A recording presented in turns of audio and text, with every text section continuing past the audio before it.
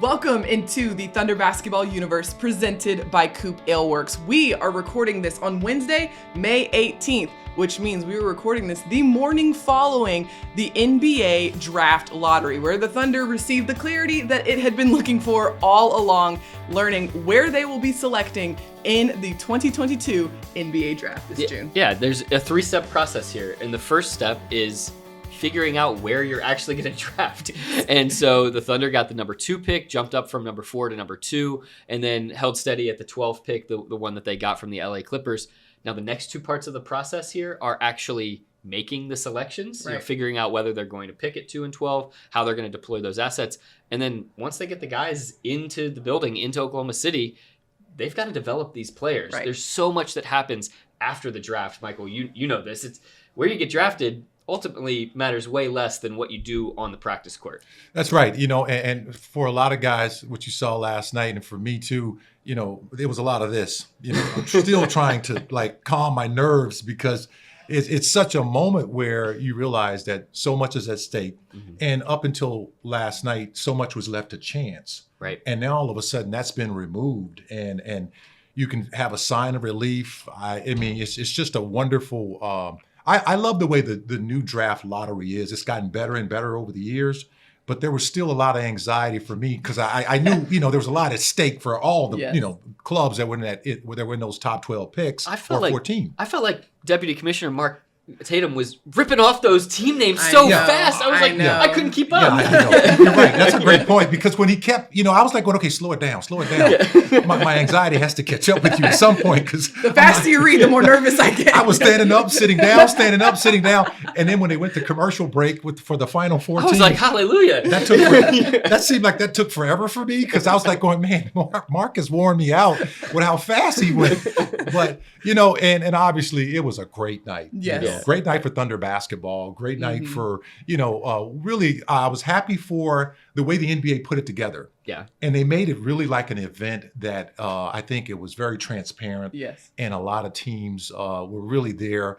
Seeing Nick Collison, that was cool, man. He was, I tell you one thing, Nick, you were cool. You were a lot cooler than me. Because when I realized, we were going to be in the Final Four, man, I was like ready to break dance in the living room. And Nick was just sitting there, Well, I'll tell you what, Mike, it is so great that we have you and your perspective on this podcast because that's exactly how a lot of us were feeling back here in Oklahoma City. But a brief rundown of the events of what happened and took place in McCormick Place Convention Center in Chicago. For the first time since 2009, Sam Presti was actually in the drawing room where the ping pong balls were being shuffled and drawn to determine the order of operations for June's draft. So that was happening in a completely different room. He was sequestered from everybody else along with other team representatives in the lottery. And then on stage, representing the Thunder, like you said, Mike, was Nick Collison. And it was so interesting getting a chance to talk to Sam Presti before the draft lottery, because Nick, you asked him, how are you feeling? Yeah. Because this is a kind of a new opportunity for the Thunder, and Sam was actually going to be in the room, in person. How's he feeling? I love his answer. He channeled his inner Ernest Hemingway. He said, no horse named Morbid has ever won a race. Yeah, I think it was a great perspective. Just look, when you have no control, yes, you just let go and enjoy the ride. And the Thunder did that last year, ended up with the 6th pick, and on its face, dropped down 2 slots that seemed like, oh man, this is a bad outcome on lottery night. Come draft night though, Mike, I'd say getting Josh Giddey at number 6 was a great outcome. And so, the odds, the tables get turned here this time. The Thunder jumps up 2 slots to number 2. The point is, as Sam is saying, you had no control over this part. You can't take credit for this part. All we have to do is play the cards that we have in front of us from here on out, and we got to play them really well. Yep. I think it just really kind of sets the stage for next month. Yeah. And I mean, everybody, I don't know what's bigger anticipation for an athlete, the draft lottery or the draft itself. But for the draft lottery, I mean, it really just, opens up and makes things a little bit more clear. Mm-hmm. Mm-hmm. I think for players and also for organizations moving forward, okay, we got this now. We knew we had number 12, Right. but now we got number 2. And that says a lot, and especially in terms of the homework that you have to do. And I have to give teams credit. There's a lot of work that goes into trying to figure out what's the next move from this day forward. but last night really, really cleared the air. And I think allowed, especially Thunder fans and Big Thunder. I'm a Thunder fan too, because not only I work for the organization, I'm a Thunder fan. And I want to see, us continue on, the level that we're at. And to see things fall into place the way they did last night, that was really good. And Mike, we're going to definitely tap into your experience from a player perspective on what draft lottery night and the pre-draft process was like for you. But you hit on something that we should definitely talk about, and that's what happens now, right? The Thunder has the clarity it's been looking for. It knows where it will be selecting in the draft. It has a really strong cachet of picks in June. Now what? And the answer is, and has always been, roll up those sleeves and get to it. Absolutely. You have 17 first-round picks over the next 5 years, including 3 in this upcoming draft. So these are assets to deploy in however way the Thunder sees fit. It's not... What's going to happen from here on out is the Thunder is going to try to identify players that are going to fit with the long-term vision of the organization that want to be a part of a team that is building and rising in Oklahoma City. And so if there's somebody at 2 that meets that bill, then great. They also have the option to move up, move back, move to future year. I mean, there's everything on the table when you have this level of flexibility with your draft capital and draft assets. And so what we know is that Sam Presti, this front office, they are going to work so hard. At number 2 now, they're going to have access to every player that they could want to have access to in terms of pre-draft workouts. Like, that sometimes that can be political and whatnot, but when you're at 2, you got what you need to get in terms of having access to these guys. And they're going to unturn every rock. And I think they're going to have a wealth of data and film to assess on how the team played this past year, recognizing that much of the improvement that we're going to see next season is going to come from the guys that are currently on the roster already. So how do you get somebody that's going to fit and mesh with this style of play that the Thunder has been honing and really improved upon throughout the course of the season? And I think, you're right. This is really where you roll up your sleeves. I mean, the work really begins today because, unlike last year where you had the 6th pick and you probably knew certain players weren't going to be around at 6 spots. So that was all right. I'm not going to bother with that guy, because I know he won't be around at 6. But when you have the number 2 spot, I think, Nick, you brought up a good point. It just opens up everything because, I've seen stranger things happen. One guy should have, everybody's talking about he should be 1 or he should be 3, and he's not 1, he's 3. Right. Or 3 is 2, or 2 is 1. So really, I think from, this day, this is really I think the part of the business where a lot of the minds that have been around a long time, like Sam Presti and his staff, and the analytics really start to come into play as you start to put everything on the table. What fits our organization? Right. What's really, the key cog that's going to help us continue to move along this smooth, well-oiled machine. Even though, we were the youngest team in the league last year, and we're probably going to get younger this year, that's okay because you got these assets, you got these really valuable commodities from which you can pull from, not just a short pool going from 6 on back, the whole draft now. You start to evaluate everything, and I think that's where, you start to really appreciate the work of the Thunder organization and how good they are at developing their young talent. There are 2 quick sentences that Sam said that I wanted to just reiterate here to kind of wrap everybody's mind around the Thunder's mindset heading into this next stretch between now and the draft. Assess the results, respond, have a plan with discipline, rationality, and persistence. And the Thunder has been doing that for a long time. Even before this was their process for the entire time they've been in Oklahoma City. It is approach things with rationality, persistence, and discipline, and good things will turn out in your favor because of that. And I think Sam has said this before, luck favors the persistent. That's right. And so it's always been about putting in the work. And that's why a large portion of the current Thunder roster is in Oklahoma City putting in the work on the hardwood right now, getting ready for next season, because it's going to take everybody, not just the front office, not just the coaching staff, not just the prospects, but the guys that are actually on this roster right now. Everybody's got to be pulling in the same direction, and that's exactly what they're doing. We're going to dive into the player perspective on this from our very own Michael Cage, but we're going to take a break. Don't go anywhere. We'll be right back. COOP Ale Works is the proud sponsor of Thunder Basketball Universe. Brewers of the fan favorites F5 IPA and 99-calorie Ice Chest IPA. You'll find those and many more COOP beers at retailers across Oklahoma. Learn more at CoopAleWorks.com. Happy for the fans, happy for the city. It's exciting, and happy for the people in the organization. Like I said, we got really good coaches, front office staff, support staff, and so everybody works really hard every single season, and to be able to have some good fortune tonight and get a player that's going to be good for us is exciting. All right, now let's dive into what this is like from a player perspective, and helping us with that is the one and only Michael Cage, who has been a player himself. Now, this is interesting, Cage, and I want you to be able to explain this to the listeners, but you were the 14th overall pick in 1984, that coveted 1984 draft. That was the year before the lottery began. So explain what it was like from your perspective and during that time leading up to the draft. Well, first of all, I didn't have the draft lottery. We know that. And that would have really helped me a lot had I been able to have the advantage of just having people talk about me prior to the draft and say, this is where Cage may possibly fall. So when I was in school and I had finished my senior year, the anxiety was at DEFCON 5 for 2 months after I had left school, because we just didn't have an indication of what was going to happen, because this is what I like about what's happening now is the big buildup. So for me personally, I was just still on campus, still with no money in my pockets, and still thinking about, is it going to happen? Mm-hmm. I don't hear anybody talking about me. I don't hear anybody saying anything. I'm reading Street and Smith magazine trying to look for my name as a possible magazine. That's a throwback. Possible candidate, because I had no idea. And so when it finally got closer to the draft in June, agents started calling me, says, hey, we're getting indications from these teams that you might be a first round pick.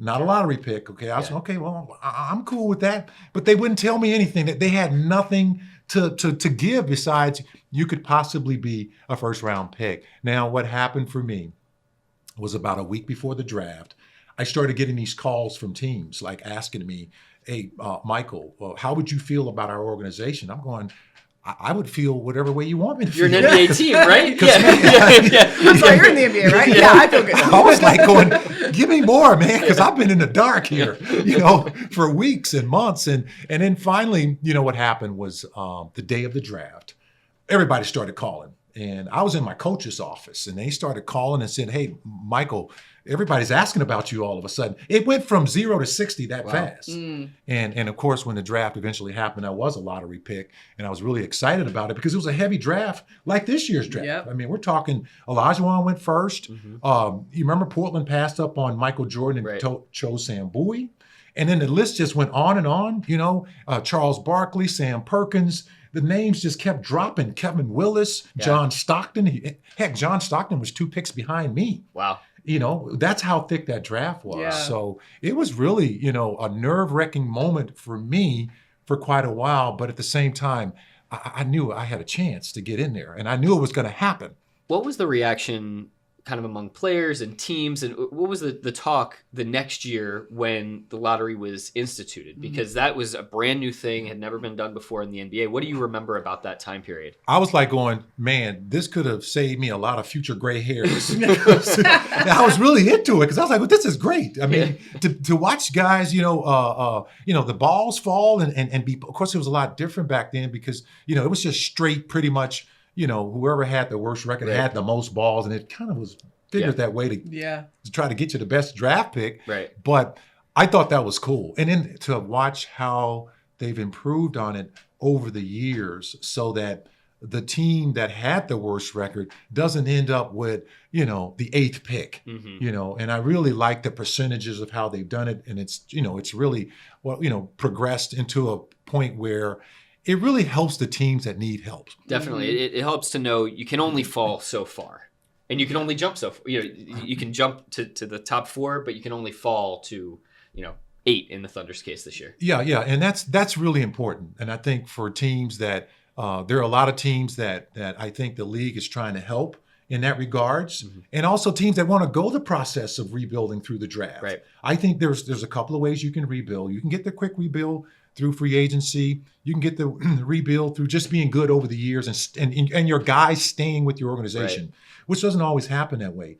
And then there's the draft. And especially when you have teams that have assets over the years, they can really plan ahead and really put together what I would call a sustainable roster for their organization, their fans. And in a city like Oklahoma City, in a market that isn't sort of one of these glamour markets in Miami and New York and Los Angeles, building through the draft is the best of all available options. I agree. And then what I think for organizations like the Thunder that make it really known throughout the league, how they value the players, their family. There's a lot of other things I think go into that when young guys come into this organization, or even veteran players that have come here via free agency, because the Thunder have been able to compete with those LA markets at times and New York and Miami markets. But when you look at when players get here, young players, that transition, man, it is so easy here because they become a part of the community. They become a part of the process, and really the way the organization.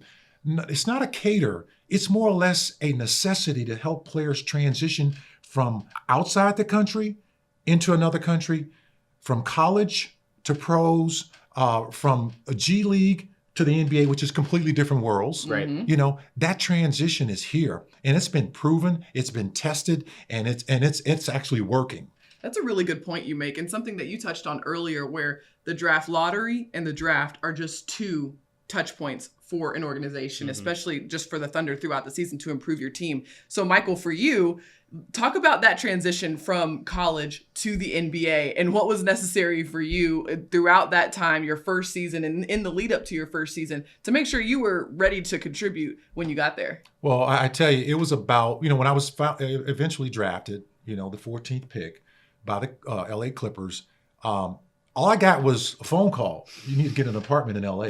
I was, what do you mean? We just moved up to LA. I go, really? Yeah. I was like, going, but I was drafted as a San Diego Clipper. Right. I just left school here at San Diego State.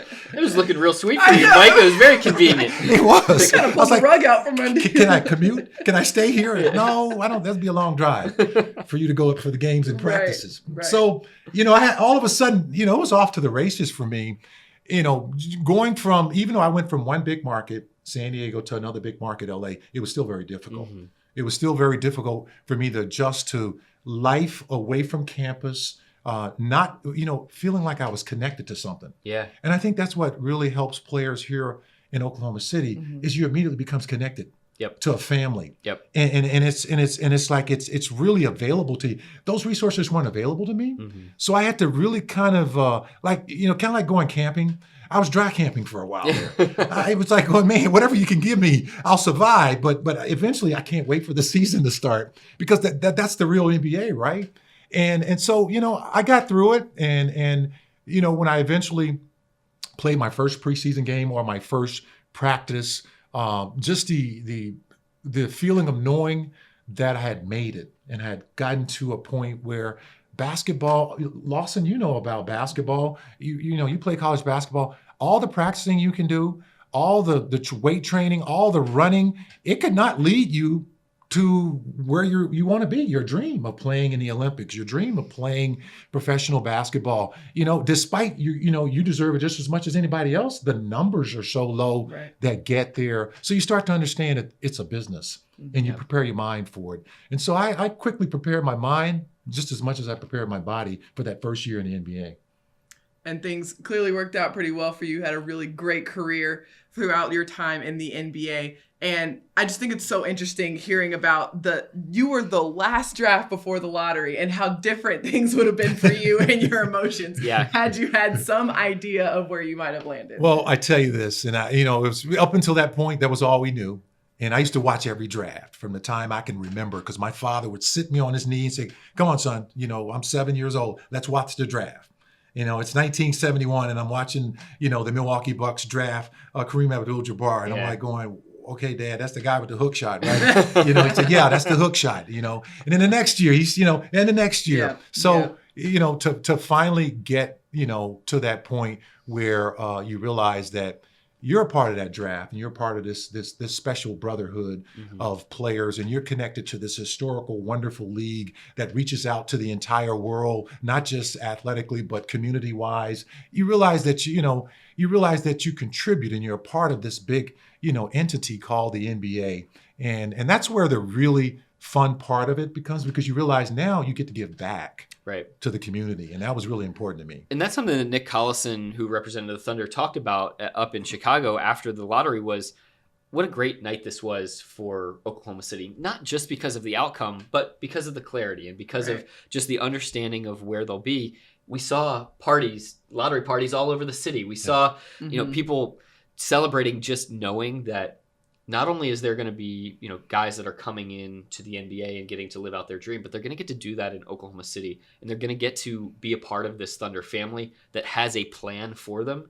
And it isn't a plan that's just being dictated at them. It's one that they're all working on together. And as we've seen with some of these other young Thunder players, they sort of are able to take more and more autonomy over that plan as their years go along. So it's a really nice symbiotic relationship that makes guys want to be invested in this community, which is why the fans are so excited here. Well, the Thunder brand is very strong. And I found that out last night, because when they announced that Oklahoma City Thunder have a number 2 pick in the draft, all of a sudden I started getting these texts and phone calls. I'm going to stop calling me. I'm trying to take it all in too. And I realized, this morning, I looked at some of the texts that I got from friends around the country and around the world. Some of them hadn't reached out to me until like 2019, the night our game got canceled in the pre-pandemic. I was like going, okay, so you are following us. You just don't reach out to me.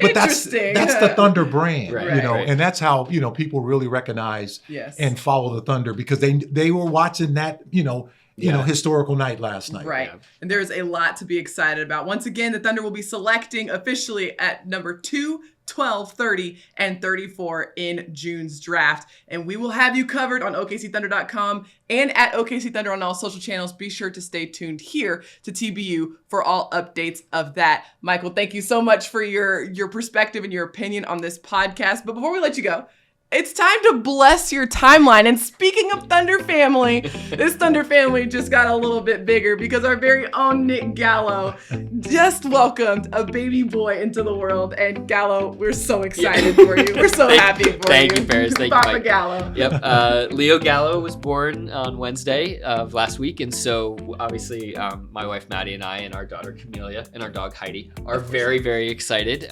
Everyone's been swarming Leo and not really giving him his personal space, but that's okay.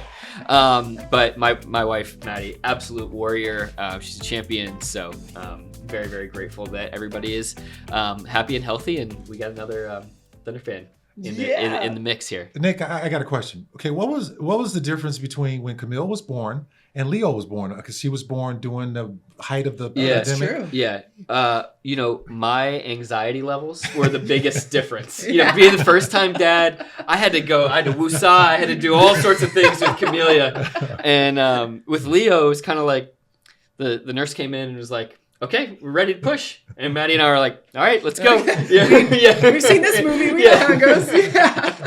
You're a vet now. It's great. And there's Michael, there is nothing like bringing your baby home for the first time. And for some reason, your house just feels absolutely silent. When you first bring the baby in, you put him in the bassinet. I remember with Camelia, we had about an hour where she was quiet, and then she never stopped screaming and talking after that. But Leo, we brought him in, and he's just peacefully sleeping that first day. It doesn't last for very long, so you cherish and hold on to every moment that you have of just that beautiful, precious little baby. But I'm enjoying Dad Life Part 2.